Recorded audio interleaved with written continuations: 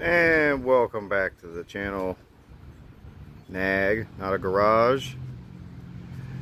Because as you can hear, clearly I don't have one. Because I'm not a mechanic. I'm not a garage. Let's take these cylinder heads and this intake manifold off. And let's see what kind of carnage lies beneath. Get this off. So I can stay with the valve cover. We're not going to take the fuel rails off. We'll leave them on this big, bulky, nasty truck intake. If you remember when we took it apart, we found out this is a 5.3 by using the bore scope and checking out the dished pistons. Get out of there. What are we working with? Is that an 8? It's a GM, so it's probably metric.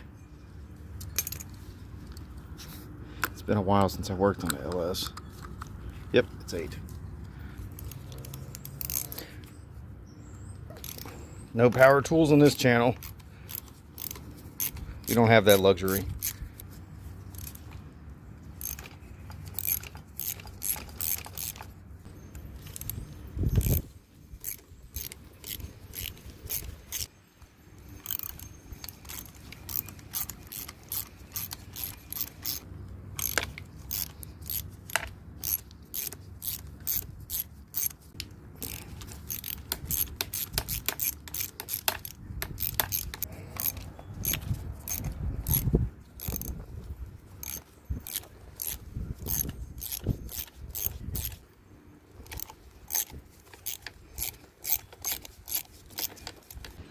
I seem to have missed one.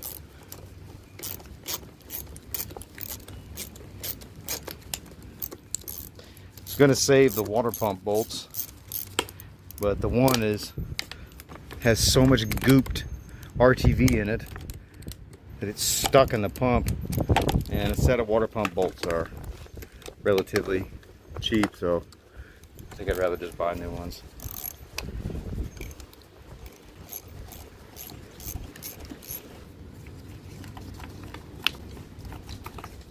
And the luxury it must be to have power tools. The amount of time you could cut from doing stuff.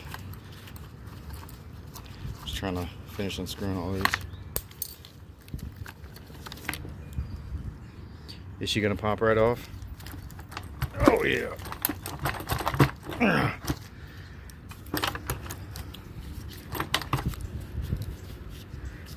What a snagging you.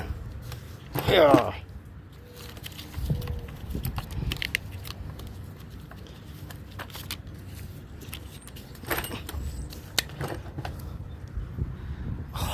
I didn't bypass coolant hose. Look at that juicy tetanus razor blade.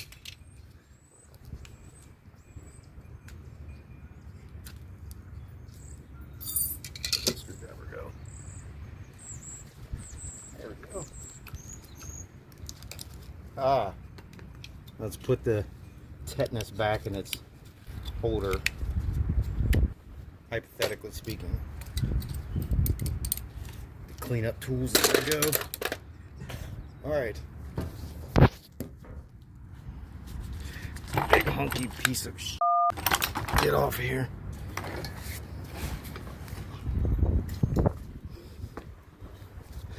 Well, that's right, they kept the fuel lines cut. That's nice of them. Alright.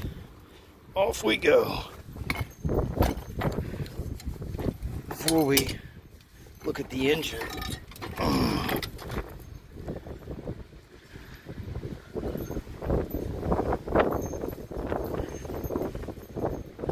Very filthy. Orange. They're orange from the factory. Maybe they weren't replaced.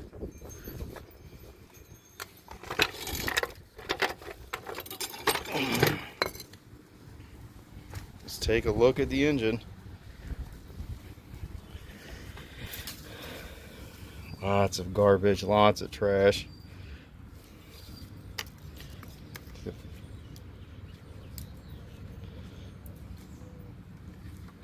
cathedral ports.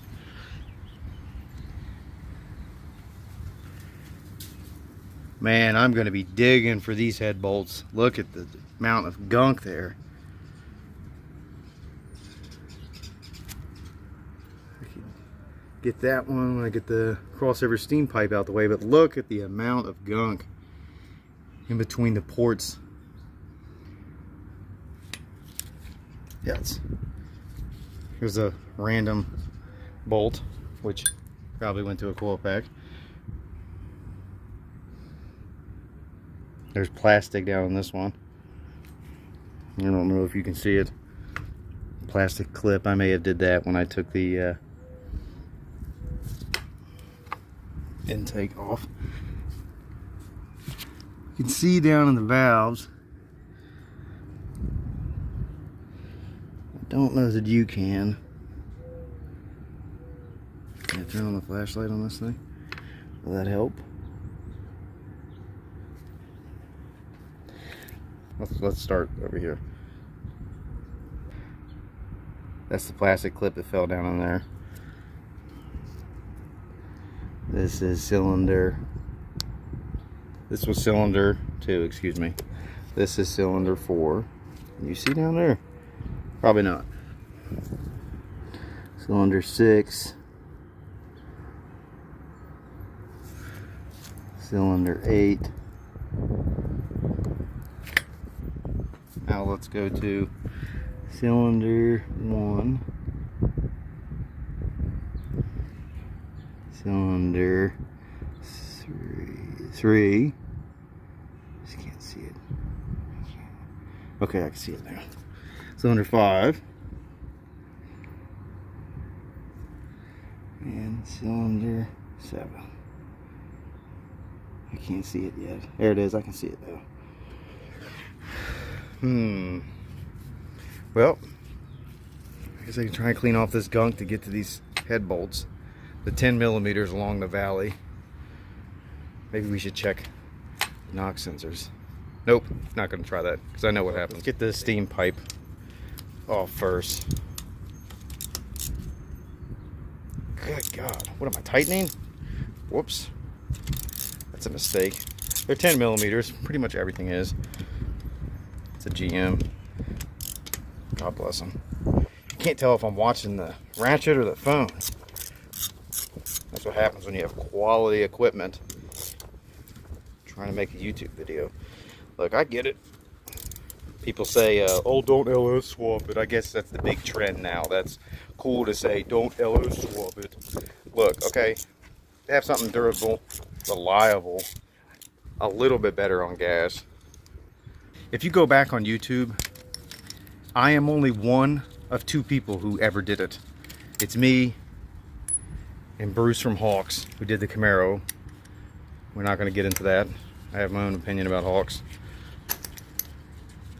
But if you go back and you look at my video from the LS1 I put in my Firebird, then I swapped it and put it in my Trans Am, I was the only guy on YouTube that did a LS1 swap. It wasn't a 5.3, it wasn't a 4.8, it wasn't a popular thing. There wasn't everyone doing wiring harness. You couldn't just go get a, get out of the way. I guess I am gonna have to pop them out, huh? You couldn't just go get the ECUs and the cheap wiring harnesses off eBay. I had my wiring harness done by Spear Tech, but I had this done back in I think it started in 2006 and I got it done in January, February 2008, something like that. Oh wow, look at that. I'll show you in a second. But I like doing it, and I've never done a cheap 5.3, so I'd much rather have this than some carbureted 350. I'd rather get, 14, 15 miles a gallon than 11, if I'm lucky. Get out of there.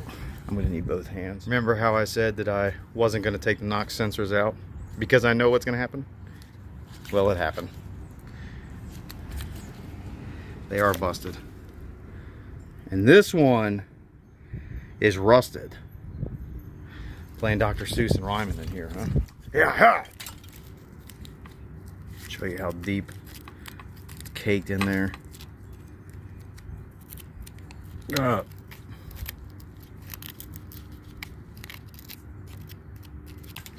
Ta-da!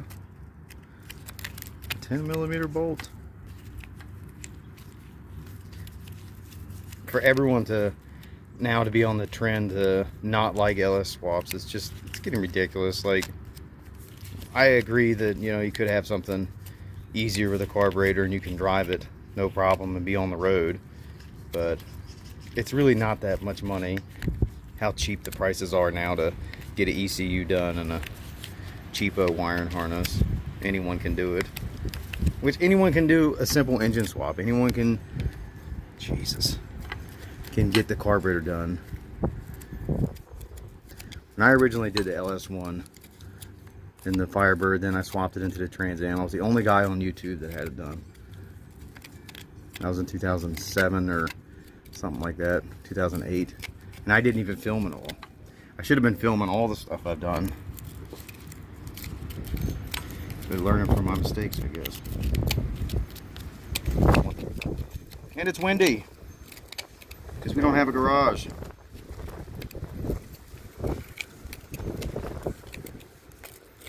I mean, look at the amount of gunk. And when I take the heads off, if I don't clean out all this, it's all gonna go boop. Who really cares? Do I? No. Yeah, maybe I'll clean it out.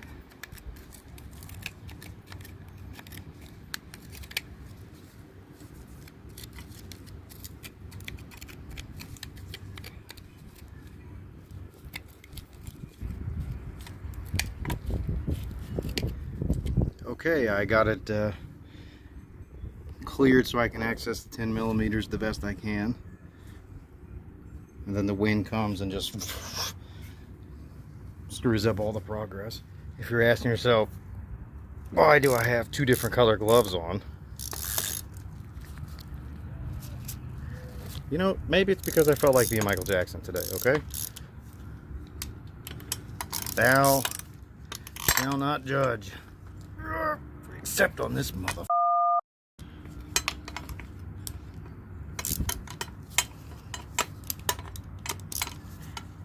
Come on. Come on. One hand. No power tools. This is going to be kind of difficult. Alright, the phone gave me a little leverage. That was nice of you.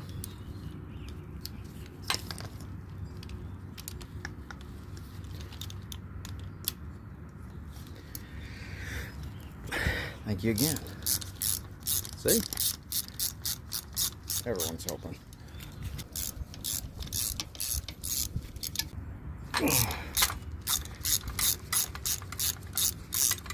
Just so much dirt and debris and grime, which is common, but I mean, people talk about swapping in just a small block and then just driving it and just going, that you don't have to worry about anything.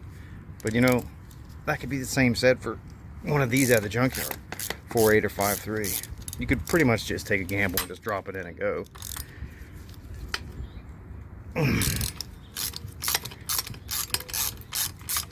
And to be honest, this probably would have ran fine.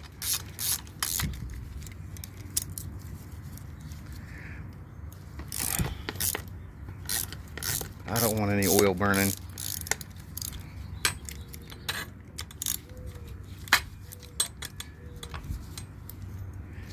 Alright, one hand to get. Okay, maybe not. You help me.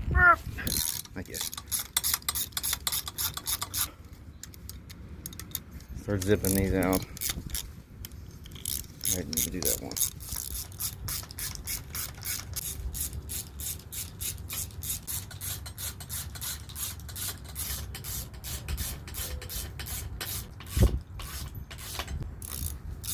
Just change the gasket. Maybe buy some rebuilt heads. Maybe I'll change the rod bearings from doing the oil pan. I don't know. Just send this. Okay, let's take the valve covers off, and so we can access the head bolts. Here comes the wind again. Here she comes again. Hello, my old friend.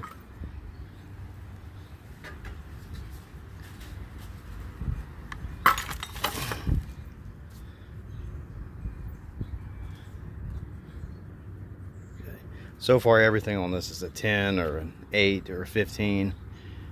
which does not change inside here. I know I've already done this, but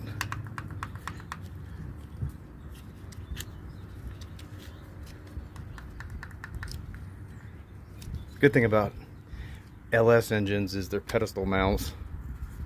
So there's no rocker arm adjustment. Not that that's that big a deal, but it's just one less thing. 15s. Let's get this valve cover off again.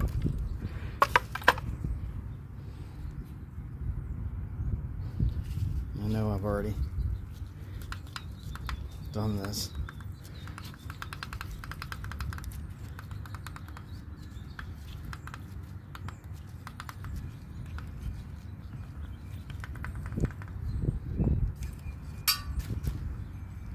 Okay. Can I do this with one hand? No.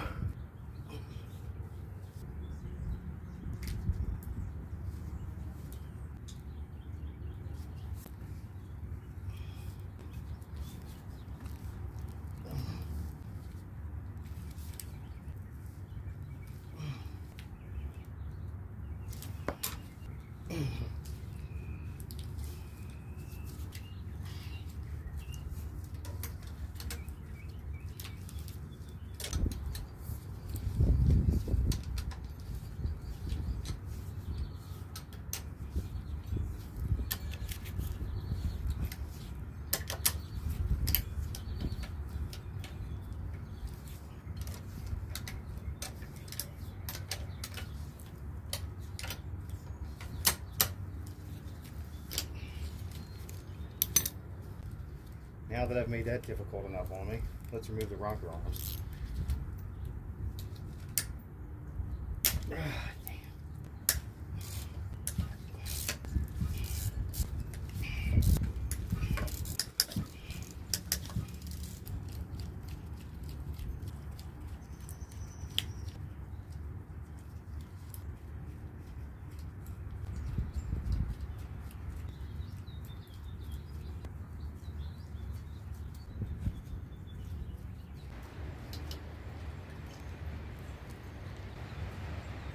So before we go pulling the push rods out, let's inspect these rocker arms. Start with cylinder 2, work our way to the back.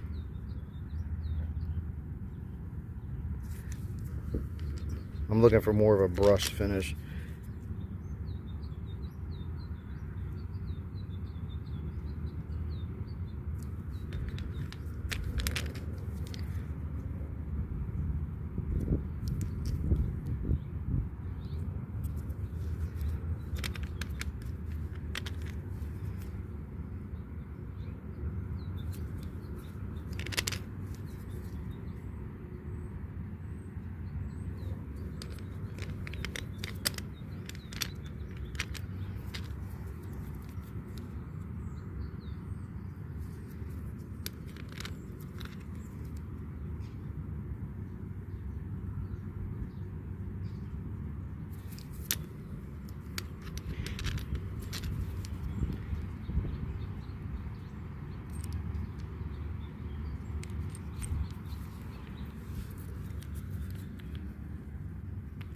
So I see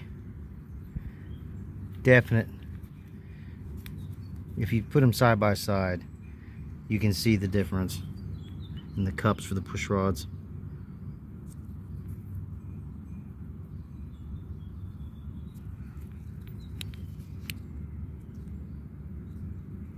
This one has a different wear pattern too.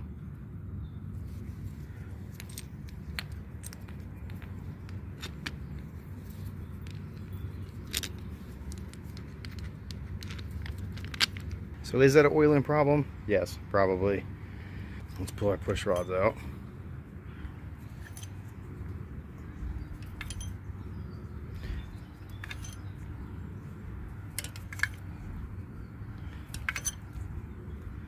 Put them with our corresponding rockers for cylinders.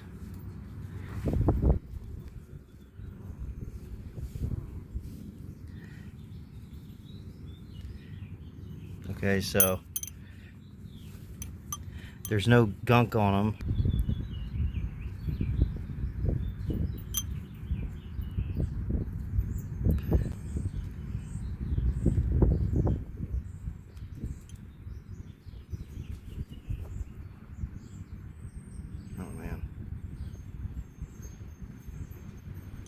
Cylinder 8, cylinder 6.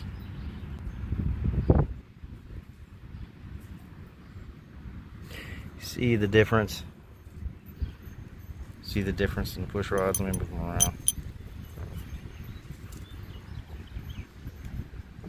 See that?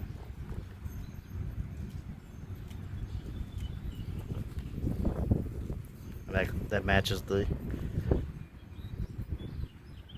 rocker arm for cylinder 4 as well.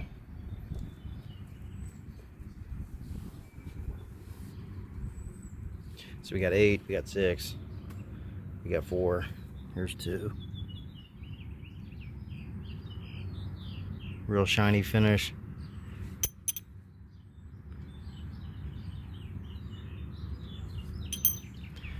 Now we could roll them, see if any aren't flat. Not that the chair's flat, but okay, let's get the cylinder head off.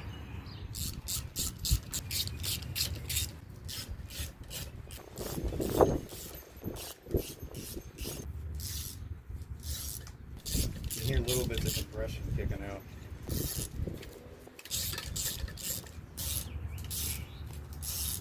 I don't think this is going to come off that easy. The amount of grime and moisture and years it's been sitting. God only knows how long it's sat in the back of that guy's truck. Yeah, did you hear that compression? Will she come right off?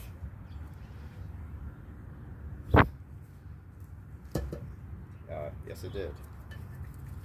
Should I pick the camera up and pull it off at the same time? I think I should. I think I should. I'm just going to do it without dropping it.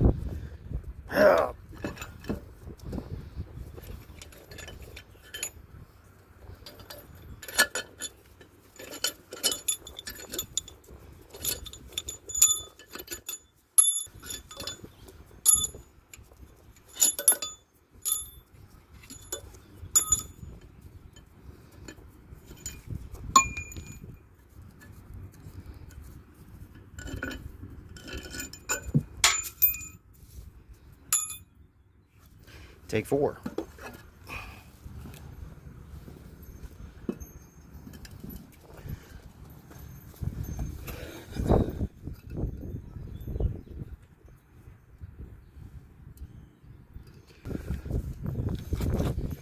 Before we look at the big reveal of the bores,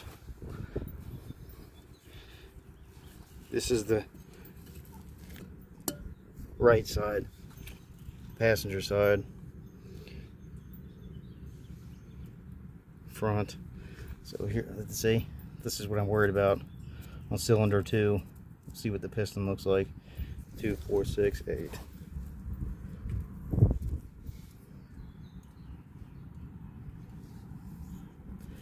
Exhaust valves are in similar condition. This one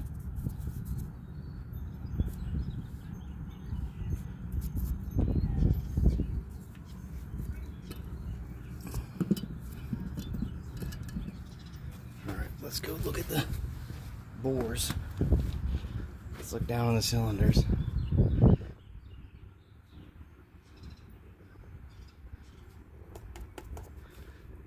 Yep, cylinder 2 is rusted. Which, I'm not surprised with no exhaust on it sitting in the back of that guy's truck as long as it did. Who knows how long. Look at that ridge. Look at that rust.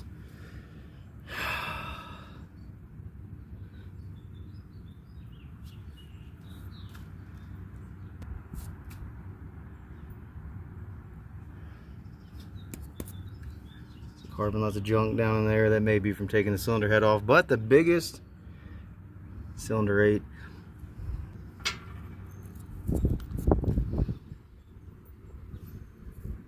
So I tried to pry the head gasket up right here on the slip. I'm looking for, the head gasket didn't peel off. Usually, in the couple times I've dealt with it, when I've blown a head gasket, the head gasket cracks and rips, which it does. It comes, you know, there's no one way it's going to come off, but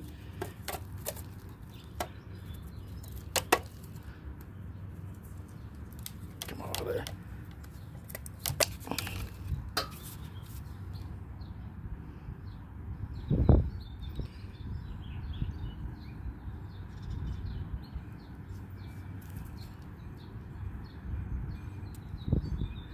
I'm looking for any, whoops, cracks.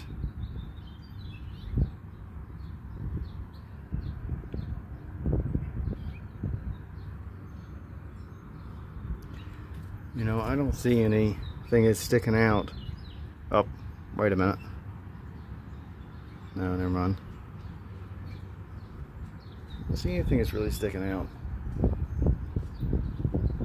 Let's crack open the left side. Before we go to the left side, we should take a look at the lifters.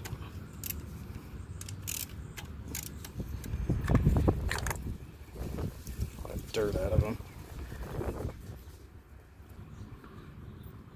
But this one, they got a lot of water in it.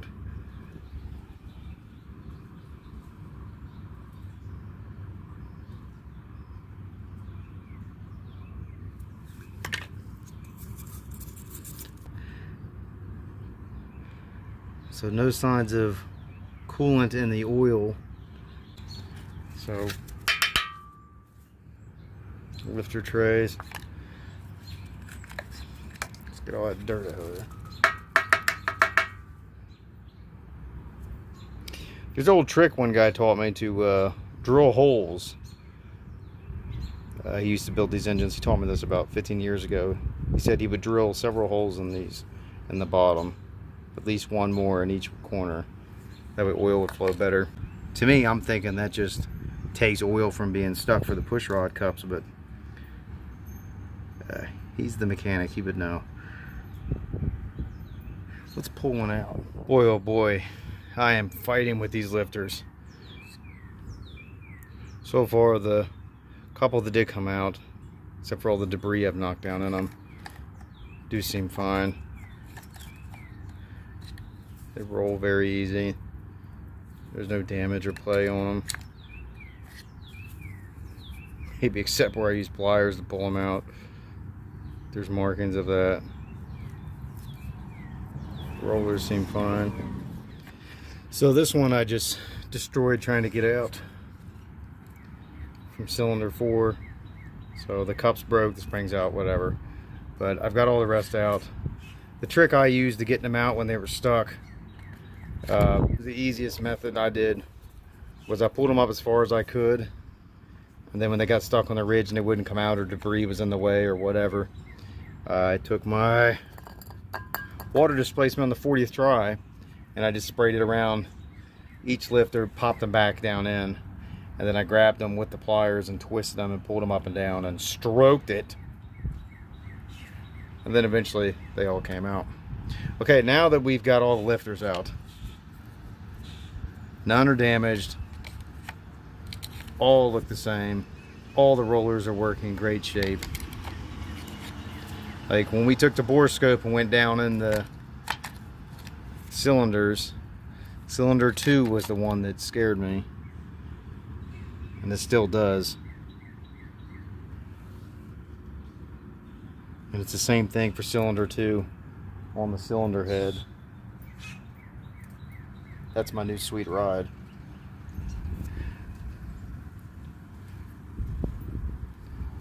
But everything else seems to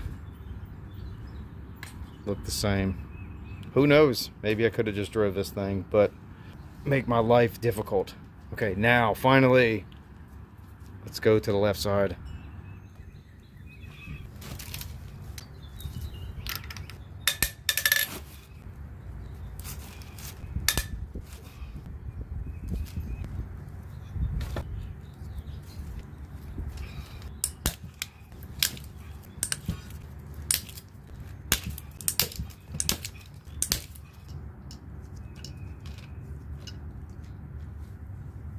Okay, left side.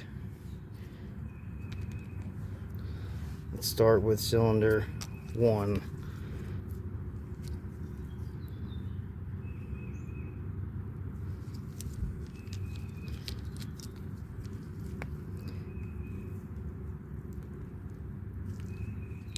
I'm not seeing any oiling problems here. Everything's got minor wear and tear.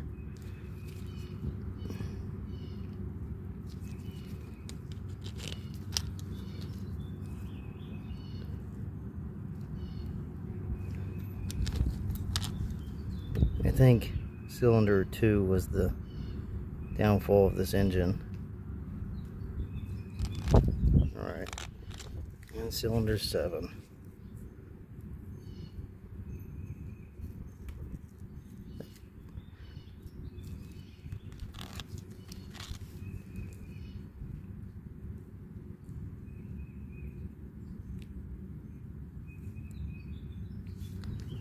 Good, now let's inspect the push rods from the left bank.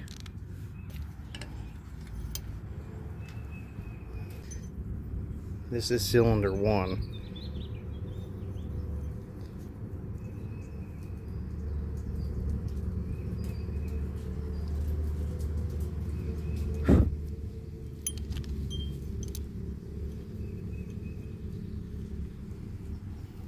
There goes my neighbor's Camaro.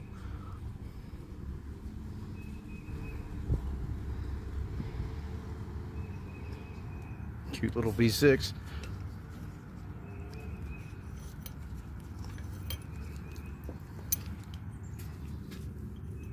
Cylinder 3. The left side's a lot more dirtier.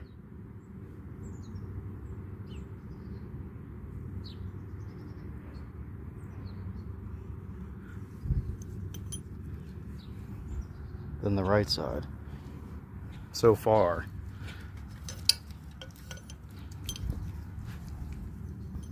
Right, cylinder 5.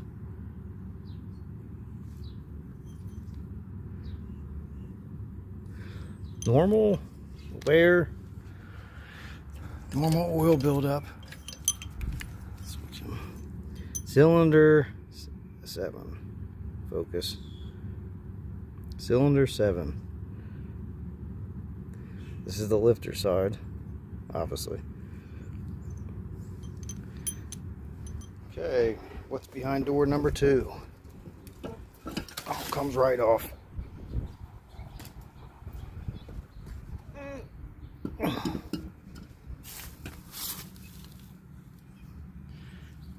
Okay, this is the front. So we got cylinder 1, 3, 5, 7.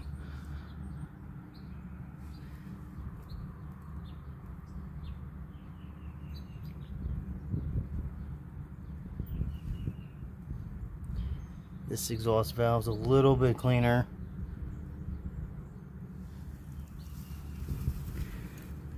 But when you put them together, it's not that much difference.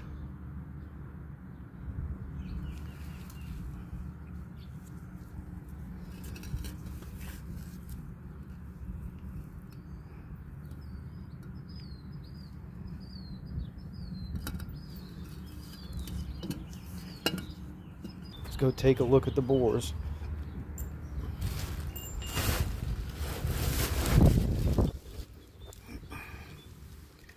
This ground strap out of the way. Cylinder 1. Actually, it looks really good. Looks really good. Smooth.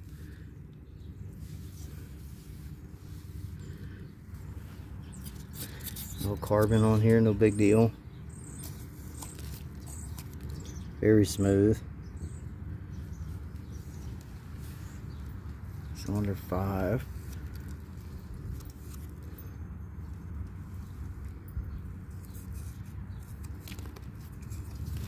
I'll turn it over by hand and get some of this gunk out.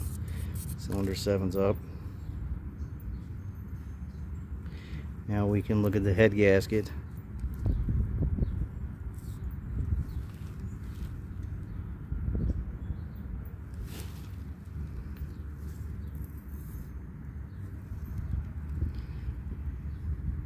Try and see any cracks.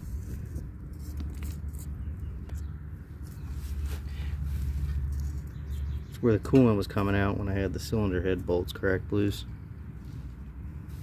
I'm not seeing any cracks. That don't mean they're not there. Can we pry this off without a screwdriver? No.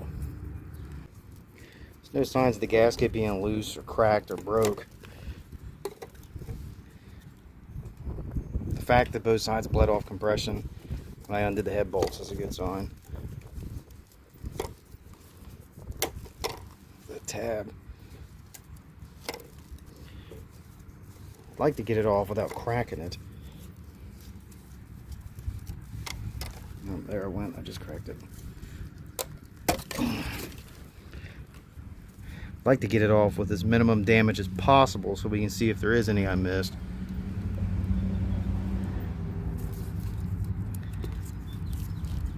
Yummy. Right here. It's all caked in.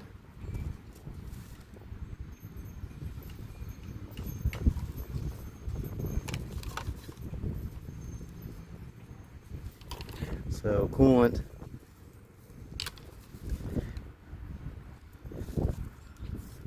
I don't know if I did that, but this is broke here.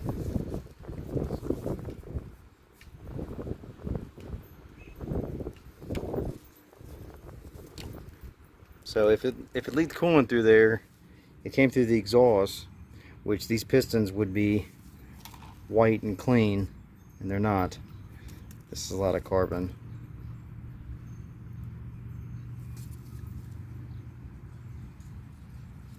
Okay.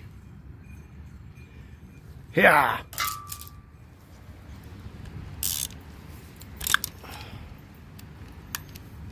Get you these 10 millimeters. Ugh.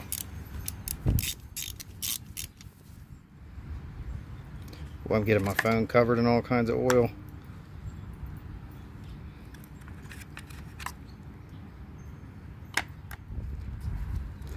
Okay, so here we are, the back of cylinder number 7. Man, these lifters fought me to come out. Jesus. Lifter springs are popped out. But that's okay. We don't need them where we're going.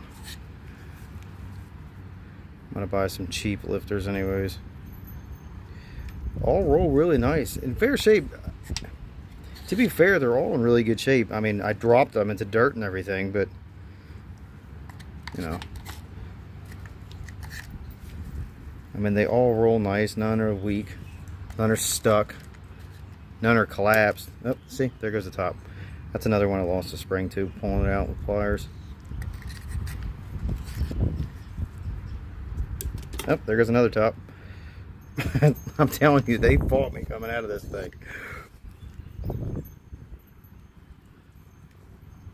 So let's try and rotate it by hand and end this video. This has been quite a long video, but I'm just so thankful to have 359 subscribers at the time of this video. Maybe I won't by the time it airs, but I'm just thankful to have it, and I just want to keep pumping out content. Do you remember what size that was? Was it 15, 16? Yeah, you were right. Oh, it don't sound good. Oh, it don't sound good at all. Get some of this debris out of these cylinders.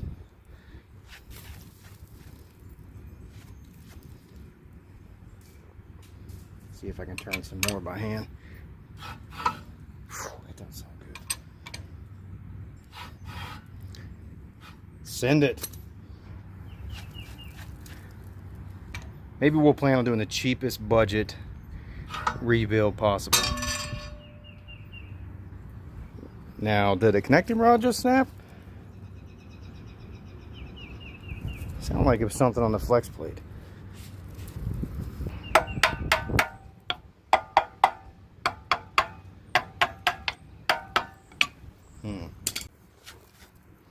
Let's keep going. Let's keep going. Oh, it's the flex plate making the noise.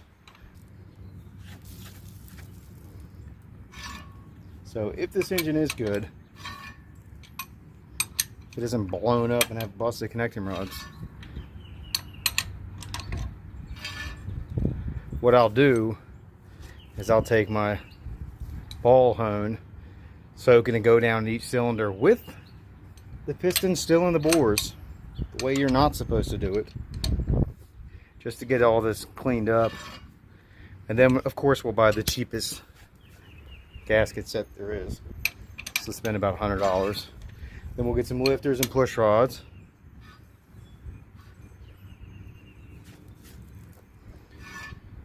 we'll put it back together. Because I don't have money. And I just want to see how it runs. It'll be an experiment. And if it doesn't run well, well, we can do it again.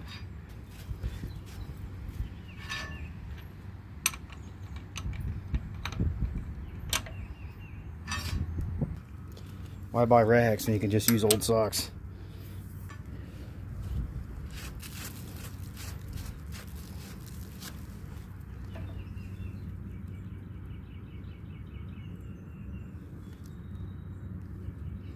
Huh. Let's keep going. Let's try and wipe some stuff out of number one.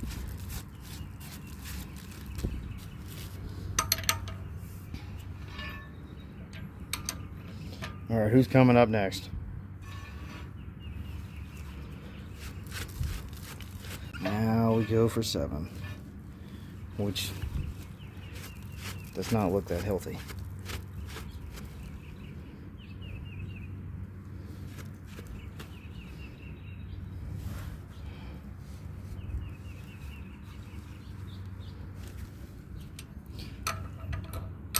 Try and get as much debris out of this as I can.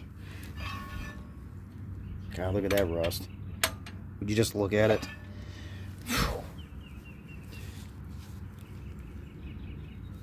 Yeah, so we're going to do this the basic and the cheapest budget, an actual real budget build. See what we can get by with, how good it runs and performs. I'm going to try and limit it to $500. We're not going to do a cam swap. We're not going to do anything like that. I found the noise. My camera would focus. It's right down there. It's a bolt.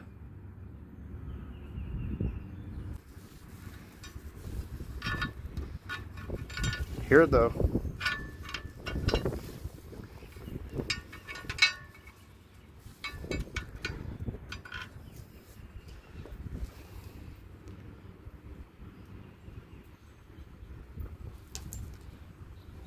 I bet no more noise now. There it is. Just some bolt that was stuck back there. There goes the wind. All that work cleaning out the pores was for nothing. Maybe if I had a garage. She cleaned up all right. I think the 5.3 just got a little moisture. I think this engine's going to be just fine. And if it isn't, we're still going to send this. Okay, so my last step is going to be, I'm going to spray down WD-40 on all the cylinder walls. We'll take these back out. I'm going to set the heads and intake on it. Cover it up. Got them nice and soaked with WD-40.